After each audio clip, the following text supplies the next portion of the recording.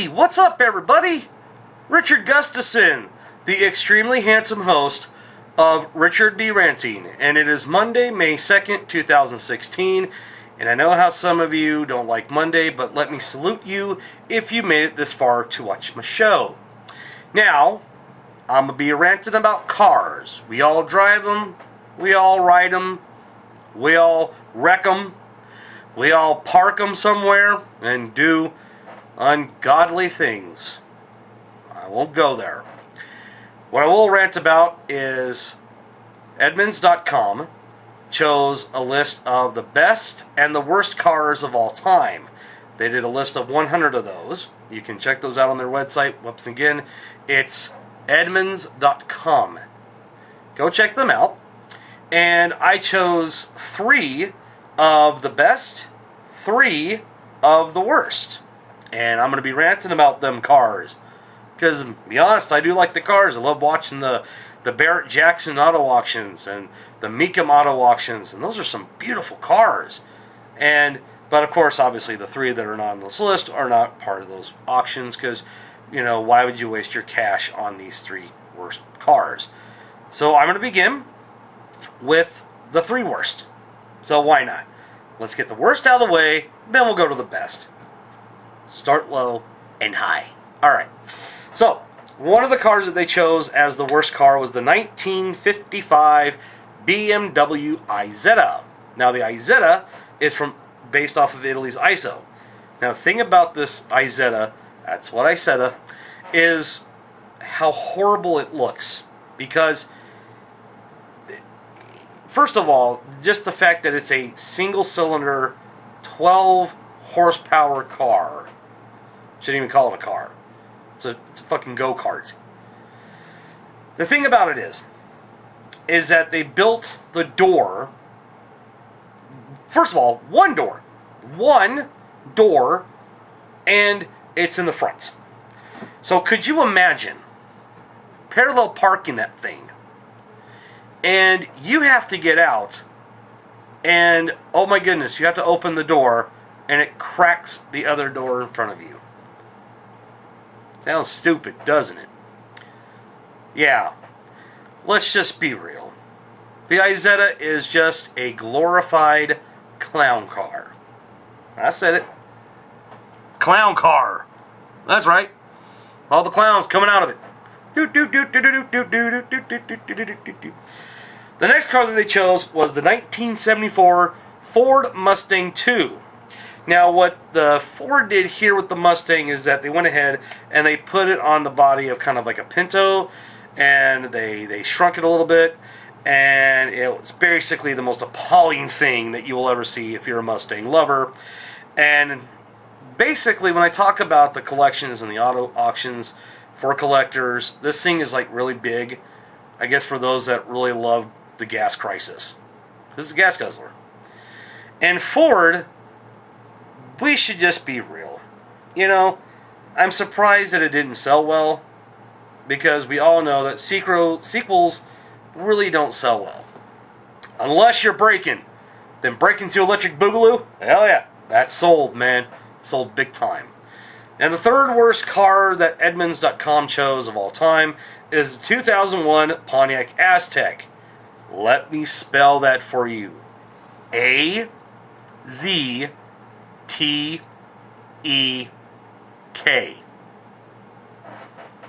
Simmer that. If you misspell the name of an ancient tribe, you deserve to be named the worst car of all time. And also, if you murder, let's call it real, they murdered Pontiac. This car, the 2001 Pontiac Aztek, again the spelling, totally screwed up. This car killed. The sales of this car were so bad, it killed an 84-year-old car company. You deserve to be number 1 on the list. Number 1, numero uno. Numero uno, horribleo. Or horrible, or you're just awful. Pontiac Aztek. I hope whoever owns it hears this and goes, I'm going to burn this bastard. Alright. Excuse me. So now we got the worst out of the way. Let's kick it out of the way. Now, Edmunds.com chose the 3 best cars of all time. The best. These are the best. One of the best. The first one that they chose was the 1955 Chevrolet. Now, to be honest, all the Chevrolets in 1955 looked really good. They really did. It was a 256 cubic inch small block. Small block? Oh, that's one of my nicknames one of my girlfriends gave me. Anyways, it's a small block V8, and looking like an upright Ferrari, which in my opinion, Ferraris are good-looking cars. I prefer the 55 Chevy here. And of course, it was voted also as the greatest Chevy of all time. Now, okay, listen, don't be confused, alright? Because if you're saying, wait a minute, what about Chevy Chase? I'm sorry, Chevy Chase. And he'd probably be the greatest Chevy Chase of all time. But we're talking about Chevrolet. French. Chevrolet. No, but seriously, this is a good-looking car, and Edmunds.com did a great job of picking this car as one of the number 3 best car of all time.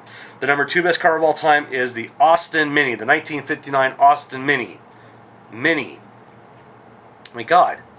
That's another nickname my girlfriends gave me. There's a pattern with that.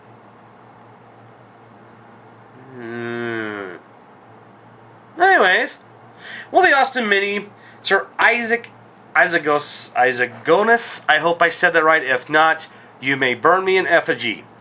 He built this little roundabout with a transverse engine and a front-wheel drive. What's funny is 50 years later, it's been realized that this car, the 1959 Austin Mini, basically was a prototype of a lot of the, mainstream modern cars that we see today. It's a very good-looking car, which is why they probably gave him the name Sir. Sir Alec Isagonis. Again, if I screw the name wrong, please burn me in effigy. And I feel your pain because people like to screw up the last name Gustason. They still screw it up. This car is actually really beautiful. And it's number 2. So guess what number 1 is? Number 1 is the 1932 Ford V8. They took the design from the Duesenberg vehicles, which looked very beautiful. And it was also the very first automobile, that a working man can afford. And there's a difference, guys, because in 1932, a working man can afford an automobile. In 2016, a working man can barely afford ramen noodles. So this is a big-ass type right here. Good job, Ford. Thing about also, too, is that this is basically defining the automotive culture that we've had for over 80 years, maybe more. It'll be longer. This Ford V8 1932 is a wonderful looking car, and it was voted by Edmunds.com the number 1 best car of all time. And why not? Because it's the first. It's the first and basically the best selling. And everybody knows that you get yourself a Ford in the 1930s, my gosh, you have a treasure on your hands. You either keep it, pass it down to your family, or you sell it, and you're going to make millions if you have one. So those are my rants about cars. I hope you guys enjoyed this nice little episode today of Richard B. Ranting. I will see you guys next week. Same bat time, same bat channel. This one. It'll be here.